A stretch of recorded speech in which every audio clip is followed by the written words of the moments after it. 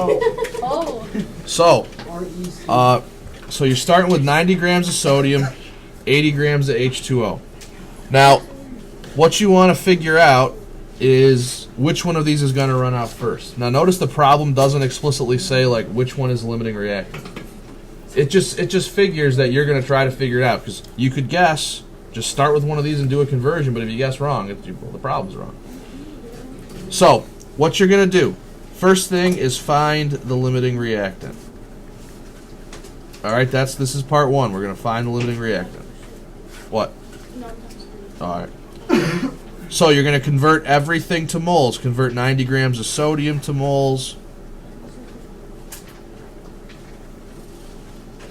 And then you're also going to convert 80 grams of H2O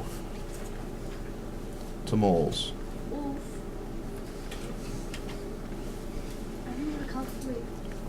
Great.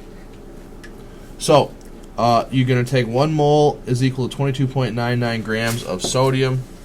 Just as a quick reminder, please remember that is off of our wonderful and esteemed periodic table right there. And then you have 1 mole of H2O, that's equal to 18.02 grams, which again is from the periodic table where you're adding them all up. So any questions on that bit right there? No? Good? Alright. So, what do we get for this first one here? I calculated wrong. Oh, you calculated wrong? 3.91, that sounds right. Yeah. So you get 3.91 moles of Na, and then what do you get for the other one? 4.44. 4.44, that sounds right, moles of H2O. Wait, so then we get the one that's smaller? Yeah, well, no, you got to factor in the coefficients first. So you've established we got 3.91 moles of Na, and we have 4.44 moles of H2O. Now, to make sure we're right, we should divide both sides by whatever the coefficients are. So sodium has a coefficient of 2.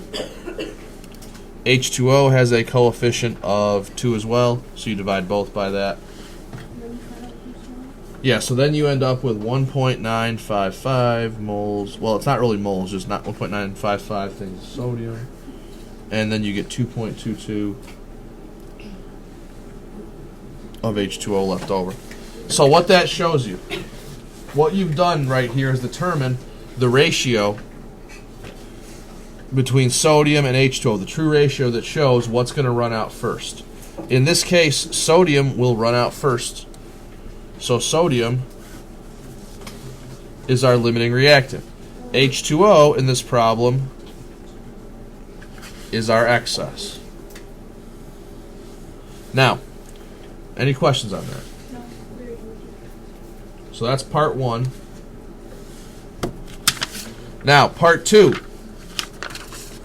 Part two, if you remember what the problem actually asks, the problem says how many cubic decimeters of hydrogen can be made. So we have to solve for that. Now, we established that sodium is the limiting reactant and water is excess.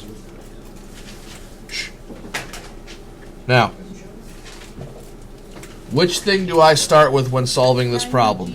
Do I start with the limiting reactant or the excess? Limiting reactant.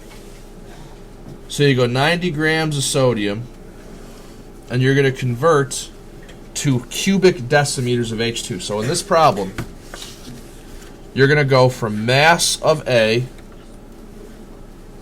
to volume of B. Okay? Mass to moles to volume. So you go grams of Na, moles of Na, 122.99. Then you do moles of Na, moles of our new substance, which is H2. And then your coefficients for sodium are 2. For H2, it is 1. So, the final step, remember, you're now going from moles of B to volume of this new compound. So you're going to multiply by 22.4 cubic decimeters.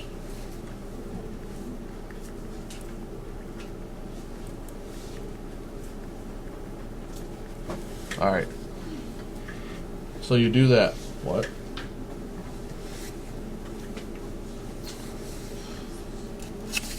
So what questions does that bring up? Anything? No.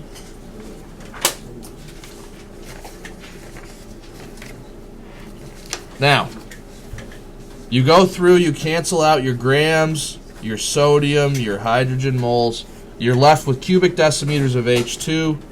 Your math should work out to 43.85 cubic decimeters of H2.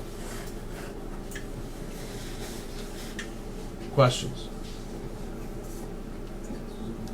That's your answer. Seems pretty easy. You got what? No, I got 40.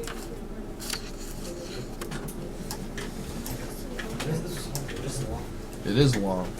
Yeah, you said it was hard. So we're not done. We still have more. You're paying attention. That makes a big difference. Really? Yeah. Wait, Mr. Now, Feels good. what? So it's Yeah, next week. I want to do number 2 now. But what are you asking about? No, this is it. This is the final answer to number 1. So you've not. So you calculated the limiting reactant. You figured out what to use. Then you solve the problem for what it wants. All right. Are we doing 2 on this? Now we're gonna do number 2. Because number 1 and number 2 are like the same thing. Well, they go together.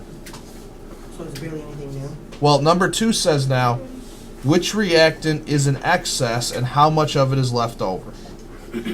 So we've already established that, like this is number 2 now.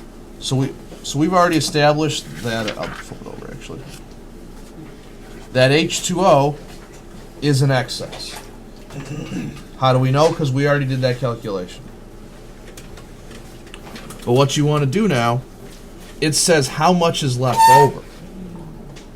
So again, what they're showing you, they're saying, all right, you got all this sodium, all this H2O, you have a bunch of it. The sodium all gets used up. The H2O only partially gets used up. How much is left over? That's what they want you to figure out. How much is left over? So to solve that, you're going to just do a calculation. You're going to go from 80 grams, or pardon me, 90 grams of sodium to grams of H2O. What that's going to tell you, that's going to tell you how much was used up. Then you're going to do a calculation to figure out how much is left over. It's actually pretty straightforward, believe it or not. So all this is it's just interpreting the problem in such a way that sort of allows you to figure it out. So just start out again, 90 grams of sodium, same deal. You're doing a mass to mass problem now. Mass to moles to moles to mass. Hopefully by now this is starting to be like, click a little bit. So I'm going to write this one out a little quickly. We get 1 mole, 22.99.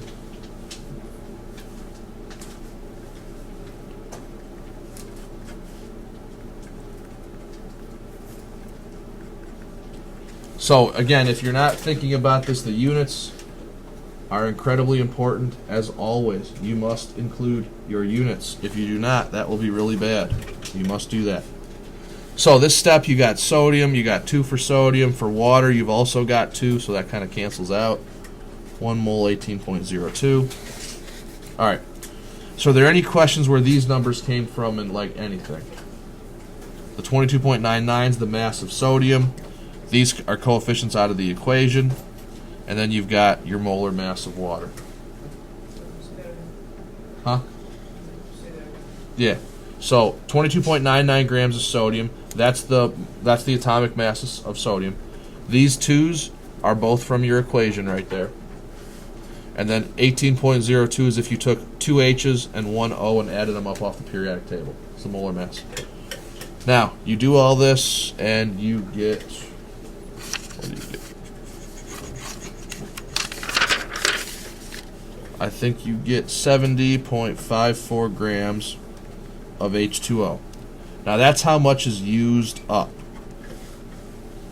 Just make sure all your units cancel. So what that shows us is, out of all this, 70.54 was used up. How much did we start with in the problem? If you actually look, it says you started with 80 grams. You know, it shows you 80 grams of water. So if your total is 80 and 70.54 is used up, how much is left?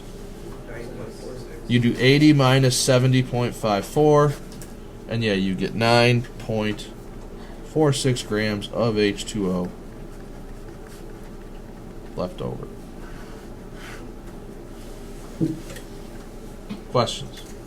Yeah. Where did you get 80? 80 is from the problem. It's from whatever the problem tells you start with for H2O. Okay, so the second. Wait, so what's the answer? So the answer is there's 9.46 left over. That's like the final correct what they wanted to be applied.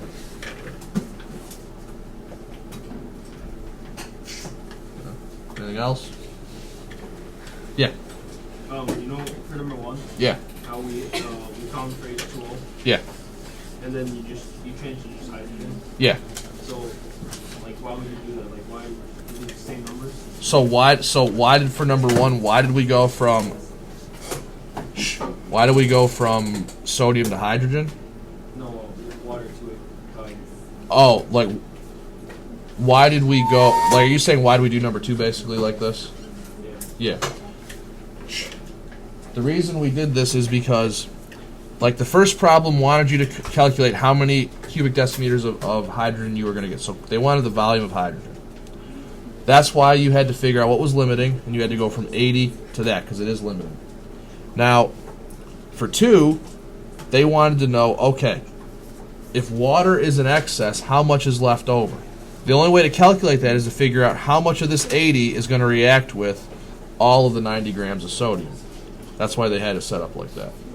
All right. Any other questions?